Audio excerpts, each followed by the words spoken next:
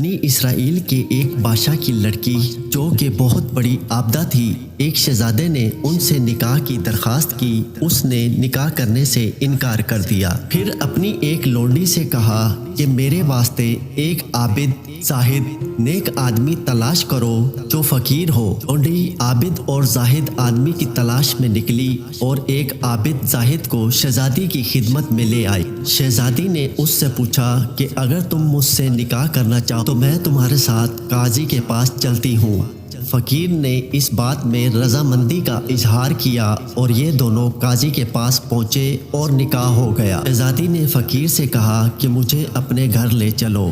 فقیر نے کہا واللہ کمبل کے سوا کوئی چیز میری ملک میں نہیں ہے، اس کو رات کے وقت اوڑھتا ہوں اور یہی دن میں پہنتا ہوں۔ اس پر شہزادی نے کہا میں تیری اس حالت پر راضی ہوں۔ چنانچہ فقیر شہزادی کو اپنے گھر لے گیا۔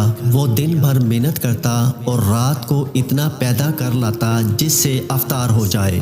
شہزادی دن کو روزہ رکھتی تھی اور شام کو افطار کر کے اللہ تعالیٰ کا شکر ادا کرتی تھی اور کہتی اب میں عبادت کے واسطے فارغ ہوئی۔ ایک دن فقیر کو کوئی چیز نہ ملی جو وہ شہزادی کے لیے لے جاتا۔ وہ بہت گھبرایا، جی میں کہنے لگا کہ میری بیوی روزہ دار گھر میں بیٹھی انتظار کر رہی ہے کہ میں اس کے لیے کچھ لے آؤں گا۔ یہ سوچ کر اس نے وضو کیا اور نماز پڑھ کر دعا مانگی کہ اے اللہ، اب جانتے ہیں کہ میں دنیا کے واسطے کچھ طلب نہیں کرتا، صرف اپنی بیوی کی رضامندی کے لیے مانگتا ہوں۔ اے اللہ، تو مجھے اپنے پاس سے رزق عطا فرما، تو ہی سب سے اچھا رزاق ہے۔ اسی وقت آسمان سے ایک موتی گر پڑا۔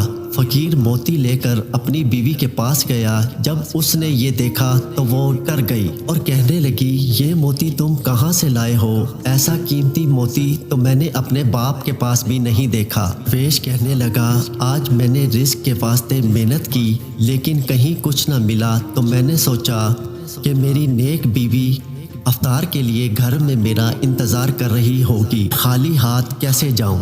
میں نے اللہ تعالیٰ سے دعا کی تو حق تعالیٰ نے یہ موتی مجھے عنایت فرمایا۔ شہزادی نے کہا اسی وقت اسی جگہ جاؤ جہاں تم نے اللہ تعالیٰ سے دعا کی تھی اور اس سے گریہ وزاری کے ساتھ دعا کرو اور کہو اے اللہ، اے میرے مالک، اے میرے مولا، اگر یہ موتی تو نے ہمیں دنیا میں روزی کے طور پر عطا فرمایا ہے تو اس میں ہمیں برکت عطا فرما، اور اگر ہمارے آخرت کے ذخیرے میں سے عطا فرمایا تو اسے واپس لے لے۔ درویش نے ایسا ہی کیا تو اللہ تعالیٰ نے موتی واپس لے لیا۔